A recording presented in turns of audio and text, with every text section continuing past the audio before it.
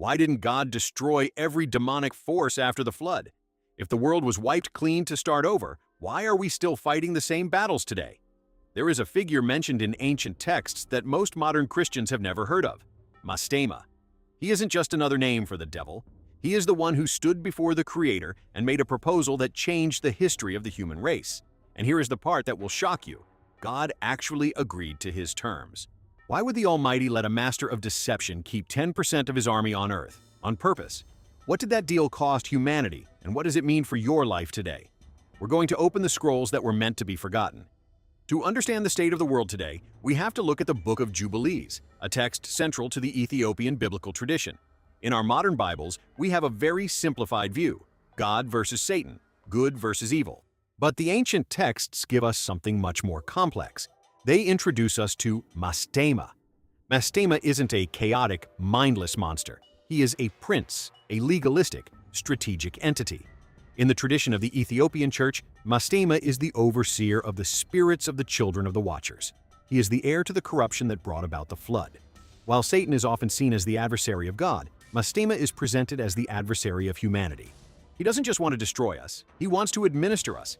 He understands the laws of the spiritual realm better than we do. When the flood waters receded and Noah stepped off the ark, the world was supposedly clean. But Mastema knew that the spirits of the Nephilim, the giants, the half-breeds of the Watchers, were still haunting the earth. He didn't come to God to beg for mercy. He came to God to claim his jurisdiction. And the answer he received is the reason for the struggle you feel in your own life today. Imagine the scene. The flood has subsided. Noah is offering sacrifices to the Creator, thanking him for the preservation of humanity. The world is meant to be a blank slate, a restart button for our species. But as the spirits of the Nephilim, the children of the Watchers, begin to emerge from the wreckage, they don't disappear. They don't move on. They stay. Mastema approaches the throne.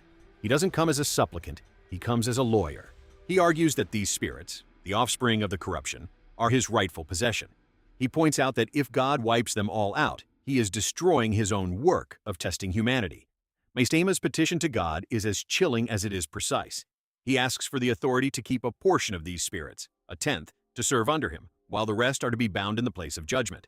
He claims that without this testing force, humanity will have no challenge, no tension, and ultimately, no choice. And here is the hardest part to swallow. God agrees. The text tells us that God listened to Mastema. He granted the request. This wasn't a defeat for the Creator, it was a delegation of authority.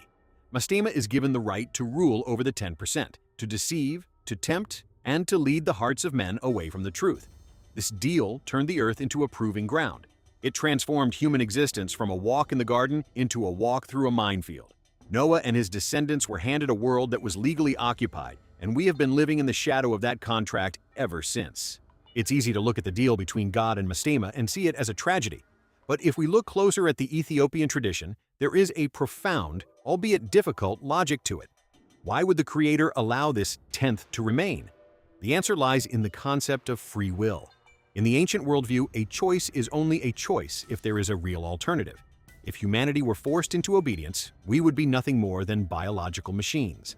But by allowing Mastema to exercise influence, the Creator created a prover, a testing force that makes your decision to align with the light actually mean something. Think of it like this. A captain is not proven in calm waters, he is proven in a storm. By allowing this spiritual opposition to stay, God created a mechanism where every human action is a binary choice. Will you succumb to the influence, or will you overcome it? The Ethiopian texts suggest that this deal wasn't an oversight or a failure to finish the job. It was the establishment of the rules of engagement for human history. We weren't placed in a protected bubble. We were placed in a refining fire. Mastema serves a function. He acts as the adversary that forces you to define who you are. The temptation isn't there to destroy you. It's there to reveal you. But this realization comes with a terrifying caveat. If the temptation is a test, that means it's designed to be effective. It's not just noise. It's a targeted effort to steer your heart. This brings us to the most uncomfortable part of the story: how this ancient contract is still operating in your life right now. If the deal between Mastema and the Creator is the foundational law of our current age, it explains something that secular history never can: the sheer, relentless persistence of evil. In the Book of Jubilees, we see Mastema everywhere. He isn't just lurking in the shadows. He is the architect of the conflicts that defined the ancient world. He is the one behind the Egyptian sorcerers who tried to thwart Moses. He is the voice that whispered to the nations to turn their backs on the truth. He works by sowing discord, by hardening hearts, and by making the path of destruction look like the path of progress.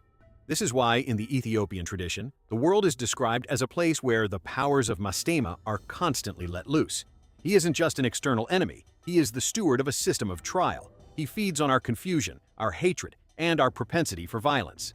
When you see nations rising against nations, or the widespread descent into chaos that we feel in the air today, you aren't just seeing bad politics. According to the ancient scrolls, you are seeing the result of an administration that was granted legal authority to operate until the time of judgment. The terrifying truth? He's not breaking any rules. He's doing exactly what he was permitted to do. He isn't an outlaw, he is a prosecutor who has been given a mandate. And if you understand that you are living in a world that is legally, spiritually contested, it changes how you look at every choice you make. You aren't just living your life, you are navigating a minefield designed to see whether you will remain faithful under pressure. But if Mastema is the adversary, and his army of spirits is still here, what happens when their time runs out? And why are the Watchers, the beings who started this entire cycle, coming back into the center of our conversation right now? So, here is the reality we have to face. Mastema's deal wasn't a permanent victory for evil, it was a deadline. The ancient texts tell us that his authority is limited. He was given permission to stay, but only until the time of the end. We are seeing the patterns of the Book of Jubilees playing out in real time.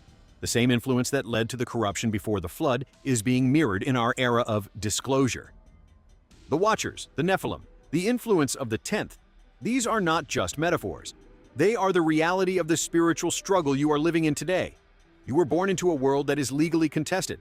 Every time you choose truth over deception or light over chaos, you are essentially defying the mandate of the adversary.